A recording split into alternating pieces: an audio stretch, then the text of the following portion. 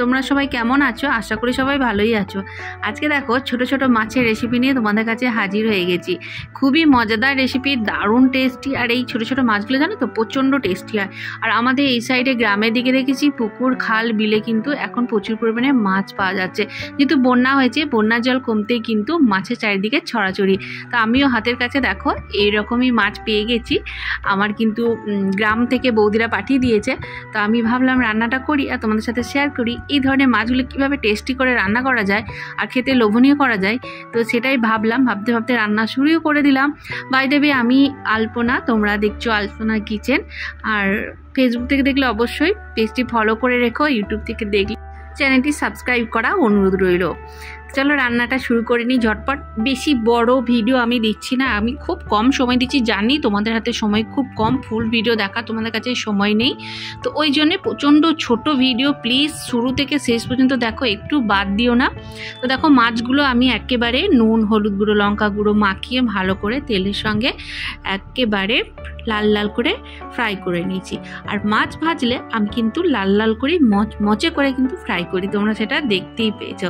তো দেখো মাছের কালার দেখে বুঝে গেছো কত সুন্দরভাবে ফ্রাই হয়ে গেছে। এই যে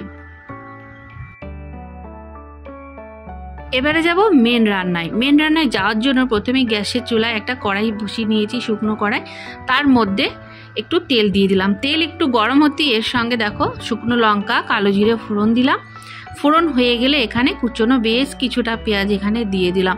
আমি যেটা রান্না করছি যে রেসিপিটা, এখানে কিন্তু পেঁয়াজ বেশিই লাগে, আর মাছে অবভিয়াসলি পেঁয়াজ বেশি লাগে। তো ভালো করে পেঁয়াজটা ভাজা করে নিয়ে ওর সাথে একটু টমেটো কিছু অ্যাড করে দিলাম। তো সবগুলো ভালো করে একটু নাড়াচাড়া করে নিতে হবে ঠিক এইরকমভাবে। তো এগুলো একটু নরম হলে এর সঙ্গে আমি অ্যাড করে দেবো নুন আর হলুদ গুঁড়ো, সামান্য লঙ্কা গুঁড়ো আর একটু ধনে গুঁড়ো, একটু জিরে গুঁড়ো। তো সবগুলো একটু একটু করে দিয়ে ভালো করে আবারও নাড়াচাড়া করে নিতে হবে। এইভাবে চুলার আঁচ মিডিয়াম রেখো। একটু শুকনো হয়ে গেলে একটু জল দিয়ে এটাকে ভালো করে আমি কষিয়ে নেব ঠিক এই প্রসেসে। যতক্ষণ না এগুলো সব ভালোভাবে সেদ্ধ হয়ে গেছে, সফট হয়ে গেছে, ততক্ষণ পর্যন্ত এটাকে আমি বয়েল করব। সামান্য চিনি এখানে অ্যাড করে দিলাম, এটা অপশনাল, দিতেও পারো না দিতে পারো, বাট আমার মন মানে না, দিতেই চাই। তো এর মধ্যে এটা হতে এর সঙ্গে আমি আরও কিছুটা মশলা অ্যাড করব। তার জন্য আমি একটা মিক্সি জার নিয়েছি। এখানে দেখো পোস্ত এবং কালো সর্ষে, কয়েকটা কাঁচা লঙ্কা দিয়ে ভালো করে পেস্ট আমি বানিয়ে নিয়েছি। এবারে এই পেস্টটা এর মধ্যে আমি দিয়ে দিলাম ঠিক এরকম পড়েছে, যখন দেখবে সব কিছু ভালোভাবে সেদ্ধ হয়ে গেছে মশলা দিয়ে। তো ভালো করে পেস্টের বাটিটা ধুয়ে জলও কিছুটা অ্যাড করে দিলাম। তো এবারে ভালো হাতে এটাকে নাড়াচাড়া করে নিতে হবে।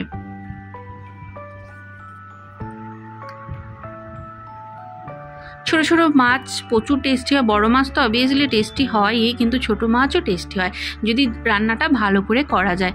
তো সমস্ত দেখো একেবারে জল শুকিয়ে গেছে, উপরে তেল ভেসে উঠেছে। এই পর্যায়ে আমি এখানে ভেজে রাখা মাছগুলো দিয়ে দিলাম। তো হাতার সাহায্যে ভালো করে এভাবে একটু মাছগুলোকে ডুবিয়ে দেবো।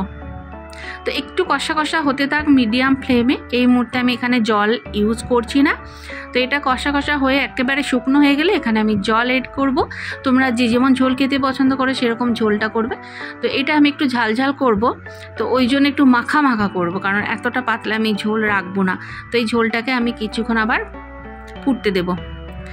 তো জল একেবারে দেখো ঘন হয়ে এসছে, একেবারেই ঘন, মানে এরকম ঘনটাই আমার চাই। তোমরা চাইলে এটা পাতলাও করতে পারো, বাট আমি দেখো একেবারে ঘন ঝোল হয়ে এসছে। এবার আমার রান্না রেডি। তো এটাকে আমি একেবারে একটা প্লেটের মধ্যে সার্ভ করে নেব। তো দেখো কত সুন্দর লুক দিয়েছে এই রেসিপিটা, দারুণ সুন্দর দেখতে হয়েছে। আর গরম গরম ভাতের সাথে এই রেসিপিটা অবশ্যই কিন্তু ট্রাই করব আমি পরে।